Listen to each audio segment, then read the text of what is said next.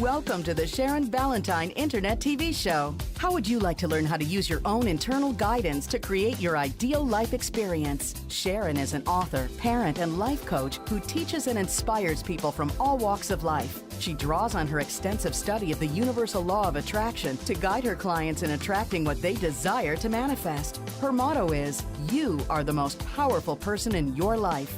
Here is your host, life coach, Sharon Ballantine. So what is the truth about the truth, which is kind of what we're talking about now, was one of those, you know, the belief about something when people say, well, it's true, so that's how they justify it. Yeah, you know, I really got clear a long time ago that I used to speak as if everything was true that I thought and that I believed.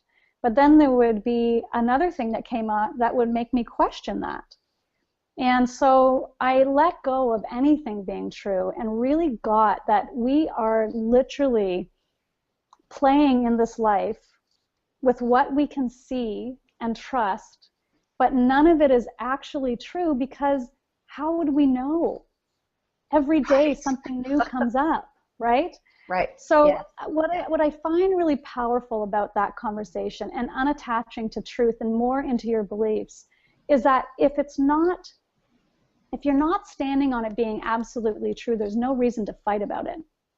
Exactly. I love how you put that. That's very true. Yeah. If you're just sharing your beliefs, then it leaves room for compassion for each other. It leaves room for an openness and a willingness to just hear the other person. Doesn't mean you have to change your beliefs for them, but it almost takes away the charge.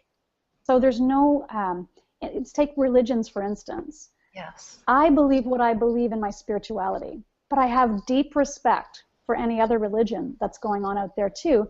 And for the people who are in that practice. They're getting what they need for themselves. That's good enough for me.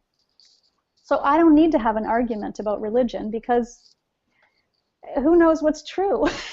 Exactly. And people can acknowledge, we all acknowledge that we all believe different things on every subject, and that seems to be just okay with everybody. But so we kind of meld and mold, you know, flow with that. But when somebody's truth comes up, it's an invented thing, but you know, a truth can feel so absolute, and there's no budging. If it's true, it is gospel, or you know, whatever people say. But there never feels like there's any movement in truth. Well, we identify. When it comes to a truth, we consider it our identity. Yes. And when the identity is challenged, when the ego and the identity is challenged, that's when the fight comes up.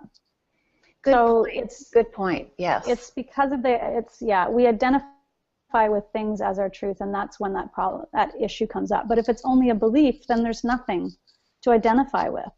It's just what you believe. It's what you choose to believe, and you choose to believe it in that moment.